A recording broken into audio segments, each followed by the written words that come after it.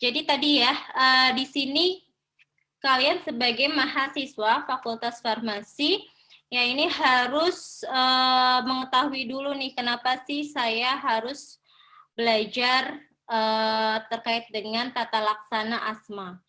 Ya, nah itu sebenarnya perjalanannya panjang sekali. Ini nantinya ketemu di semester 5 ya. Kalau di sini ada kakak-kakaknya yang sudah semester 6, ini pasti sudah melewati berbagai macam tahap ya. Ini sudah lewat ya mulai dari semester 1. Semester 1 di sini mulailah belajar anatomi fisiologi manusia. Ya. Nah, baik, sekarang saya mau tanya ya. Jadi untuk asma tadi saya sudah sebutkan ya. Yang akan kita bahas itu adalah asma. Nah, sekarang saya tanya. Untuk asma, apakah asma ini disebabkan asap rokok dan sifatnya progresif? Kira-kira, ini belum masuk materi, ini hanya pengetahuan umum saja. Kira-kira benar atau salah? Nanti kita lihat ya, apakah jawabannya benar atau salah ya. Ini pastinya akan terkecoh dengan kalimat kedua nih, sifatnya progresif ya. Itu sebenarnya apa? Ya, oke. Lalu yang kedua, sistem respirasi pada pasien asma dapat normal kembali atau bersifat reversibel. Berbeda dengan PPOK. PPOK irreversible. Nah, pernyataan ini benar atau salah? Kita lihat pernyataannya, asma itu dapat kembali normal sistem respirasinya. Tapi PPOK, penyakit paru obstruksi kronis, itu irreversible, artinya tidak dapat kembali. Nah, ini kita sharing aja. Kira-kira ini pernyataannya benar atau salah? Jawabannya benar. Ya, jadi kenapa? Karena untuk pasien asma, dia bisa lagi bernafas dengan normal. Ya, sistem respirasinya dia akan berfungsi lagi kembali normal, ya sifatnya reversibel. Beda dengan PPOK. PPOK itu tidak bisa, ya ketika dia sudah merusak paru-paru, ya maka dia sifatnya progresif. Nah, itu ada di pertanyaan pertama. Ya, jadi pertanyaan pertama tadi benar atau salah? Jawabannya salah ya. Jadi untuk pertanyaan pertama ini adalah PPOK ya, bukan asma. Jadi untuk PPOK ini biasanya disebabkan asap rokok dan sifatnya progresif. Ya, jadi bukan asma. Karena asma itu dia tidak progresif, ya beda dengan PPOK. Oke, nah ini saya hanya reminder saja, ya. Ini semuanya sudah dapat, ya di semester 1, ya. Jadi yang mahasiswa baru juga seharusnya sudah tahu, ya, apa itu anatomi dari sistem respirasi, ya.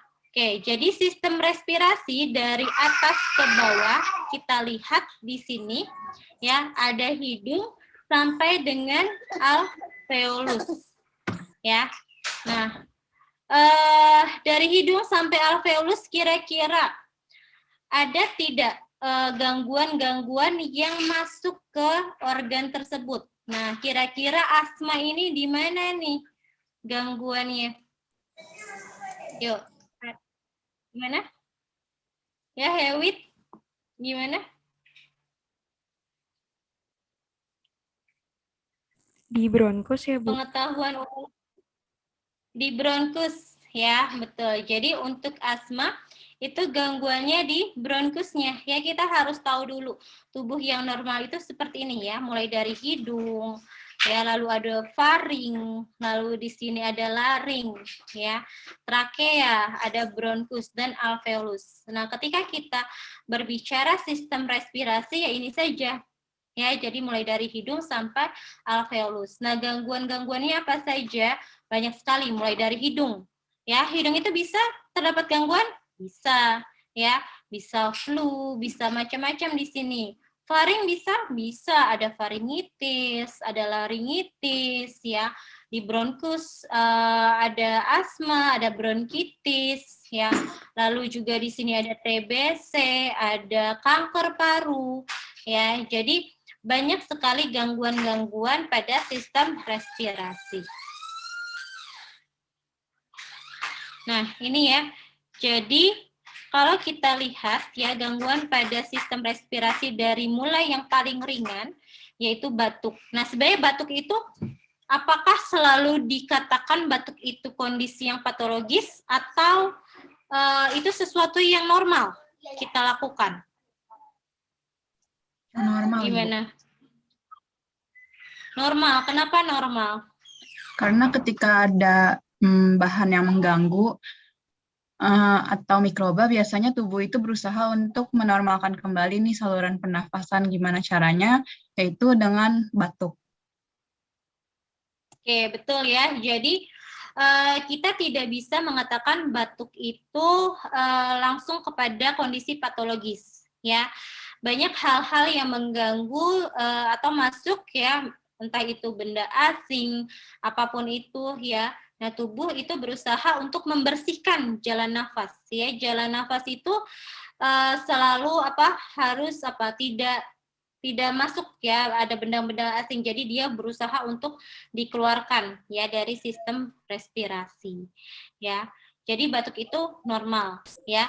Kapan batuk itu menjadi abnormal? Batuk itu menjadi abnormal ketika durasinya panjang dan dia menyebabkan kondisi patologis lainnya atau dia merupakan penyebab penyakit lainnya ya, misalnya ternyata di balik batuk itu ada TBC dan seterusnya ya. Jadi itu sudah kondisinya beda lagi ya. Flu juga sama ya. Jadi sebenarnya ini adalah kondisi-kondisi yang tubuh itu berusaha untuk mengembalikan kepada keadaan yang normal lagi ya. Nah, yang kedua ini sudah masuk ke reaksi inflamasi ya. Kalau belakangnya tis semua tis, itu artinya di dalam tubuh terjadi reaksi inflamasi atau peradangan ya. Kalau sudah ada inflam itu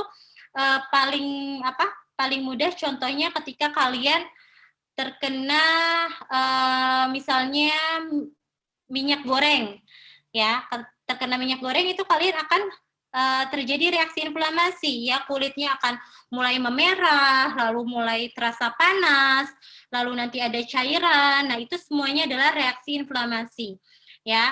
Jadi inflamasi ini terjadinya di mana? Tis, bronkitis ya, inflamasinya terjadi di bronkus. Laringitis, tis inflamasinya terjadi di laring. Faringitis, inflamasinya terjadi di faring ya.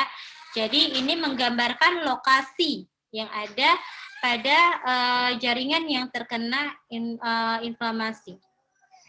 Saya itu ke bawah lagi ada asma, ada PPOK. Nah, ini tadi antara asma dan PPOK itu hampir mirip ya, karena dia menyebabkan obstruktif atau gangguan ya. Tetapi untuk penyebabnya berbeda. Nanti kita lihat bedanya di mana.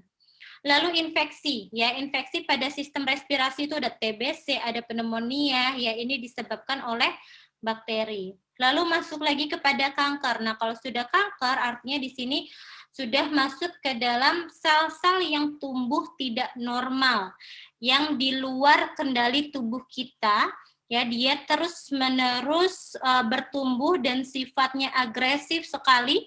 Dia menekan sel-sel normal lainnya sehingga menyebabkan kesakitan. Ya, kalian bayangkan saja ketika jaringan kita tertekan begitu ya, itu akan terasa sakit, apalagi ada di dalam tubuh kita. Ketika ada sel yang tumbuh di luar sana dan dia menekan sel-sel yang normal, maka saraf-saraf yang ada pada sel normal tersebut dia akan mengirimkan informasi kepada sistem saraf pusat bahwa itu adalah rasa nyeri yang luar biasa. Ya, jadi mengapa ketika ada tumor atau kanker, pasien tersebut akan merasa kesakitan, ya. Baik, alhamdulillah kami ucapkan terima kasih banyak Ibu Rika atas ilmu yang sangat bermanfaat yang disampaikan hari ini. Terima kasih banyak juga atas antusiasme seluruh peserta yang hadir dalam pelatihan kali ini. Terima kasih kepada teman-teman panitia tim PPCC yang telah bergabung di dalam pelatihan hari ini juga. Saya Sakar Putri Aistiawan, pamit undur diri. Kurang lebihnya mohon maaf. Wassalamualaikum warahmatullahi wabarakatuh. Tanpa mengurangi rasa hormat, diperbolehkan peserta untuk keluar dari ruangan Zoom. Terima kasih.